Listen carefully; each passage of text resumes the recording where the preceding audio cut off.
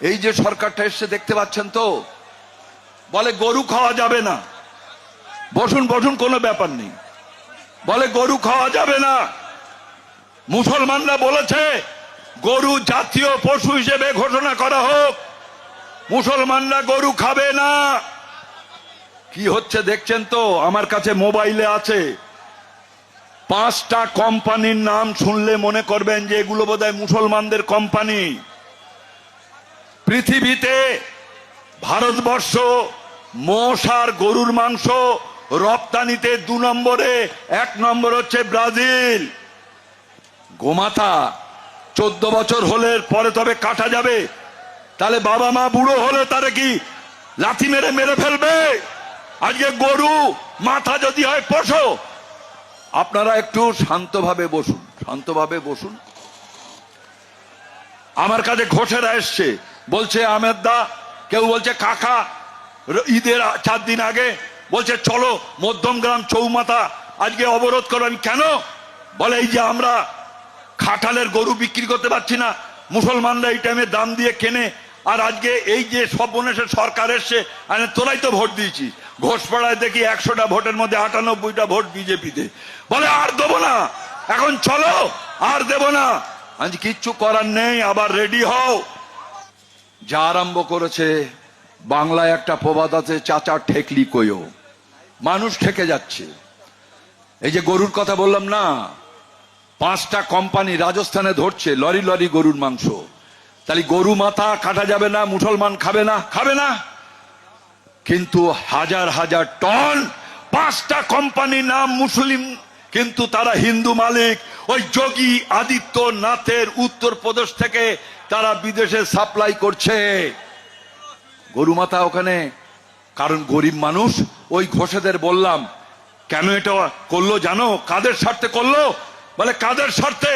আমি বললাম তোমাদের গরুগুলো, ওই যে হাঙর যারা গরুর মাংস মোষের মাংস রপ্তানি করে, তোমাদের যে গরুটা যে মোষটা 1 লাখ টাকায় বিক্রি করতে, এখানে বন্ধ করে দেওয়ার ফলে 20,000 30,000 টাকায় ওই হাঙররা কিনে যাবে।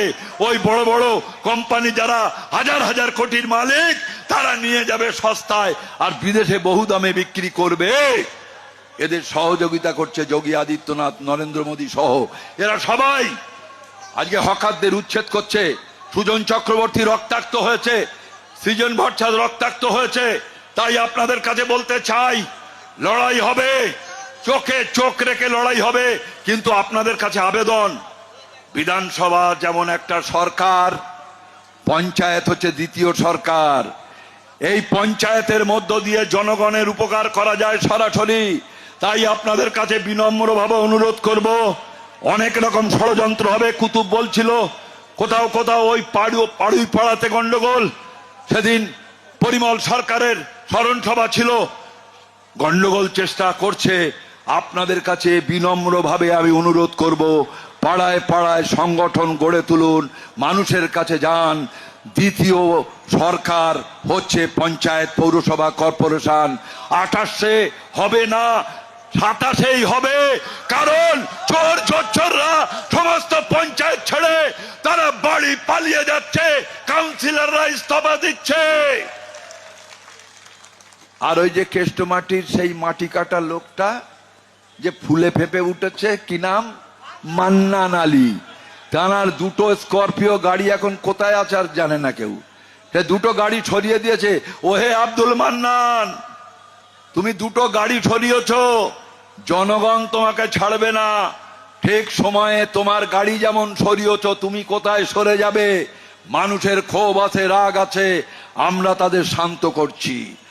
আজকে শ্রমিকদের স্বার্থে বিরোধী আইন করেছে 4টে কোর্ট।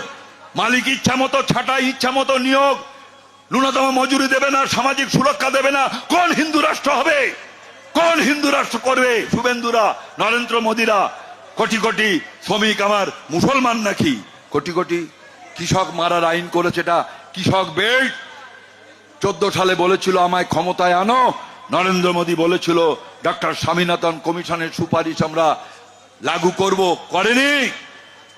যোগী আদিত্যনাথ এইভাবে এনকাউন্টার করে নানান অত্যাচার করে চলেছে। তাই আপনাদের কাছে বলছি, যে শক্তি আঠুক না কেন, এক শক্তি গেছে আর এক শক্তি, তারা যদি ভালোভাবে চালায় সরকার চলবে। যদি জনগণের বিরুদ্ধে যুদ্ধ ঘোষণা করতে চায়, শ্রমিক বিরোধী কোনো কাজ করতে চায়, তাহলে জনগণকে সঙ্গে নিয়ে মাঠে থাকবো। তাতে আমাদের রক্তাক্ত হলে হতে হবে, খুন হলে হতে হবে, জেলখানায় থাকলেও থাকতে হবে। আপনারা সবাই রাজি আছেন তো?